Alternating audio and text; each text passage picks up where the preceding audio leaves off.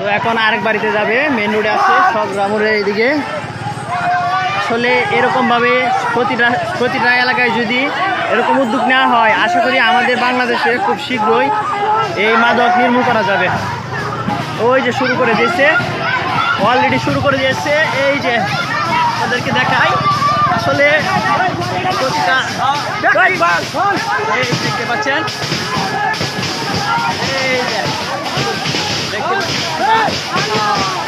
আপনাদের যারা ব্যবসায়ী আছেন অতি শীঘ্র সতর্ক হয়ে যান, ভালো হয়ে যান, আমাদের যুব সমাজকে ভালো রাখেন। আর প্রতিটা সমাজের লোকে আসুন, এভাবে এগিয়ে আসেন, সবটা যদি এভাবে এগিয়ে আসেন, তাহলে এই মাদক দ্রব্য আমরা আল্লাহর রহমতে এক মাসে নির্মূল করে ফেলবো। এক মাসে আমাদের বাংলাদেশে কোনো মাদক দ্রব্য বিক্রি করতে পারবে না। সর্বোচ্চ এক মাসেই সব ঠিক হয়ে যাবে। এক মাসের মধ্যে আমাদের এই মাদক দ্রব্য থেকে আমাদের যুব সমাজ রক্ষা পাবে।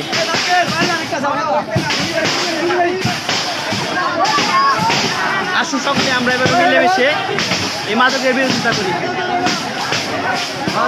তো এই আসলে এটি হচ্ছে আমাদের রশিদাবাদ ইউনিয়নের যুব সমাজে উদ্যোগটি নিয়েছে।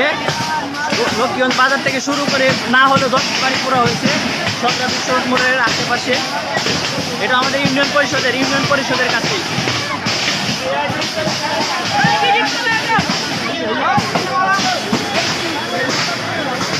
শত যুব সমাজ ছেলে বাইরাই আসছে এই কাজে, কারণ যারা খায় আমার কাছে তারাও আসছে, যারা খায় বেছে না, যারা খায় তারাও আসছে, কারণ বুঝতেছে যে আসলে খাওয়াতে তাদের যে কতটুকু ক্ষতি হইতেছে, যার কারণে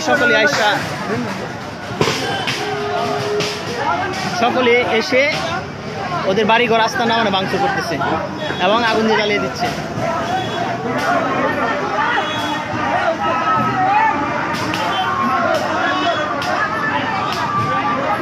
মানুষজন শুধু আসতে আছে, এখনো একদম মাইক সহকারে বের হয়েছে, মাইকিং করে প্রতি জায়গায় যাইতেছে।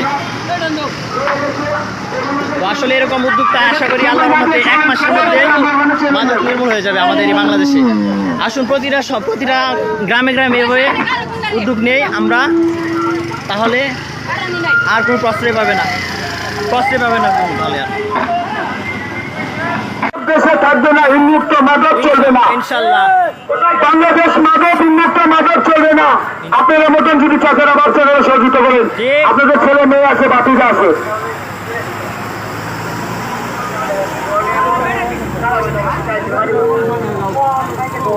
বলো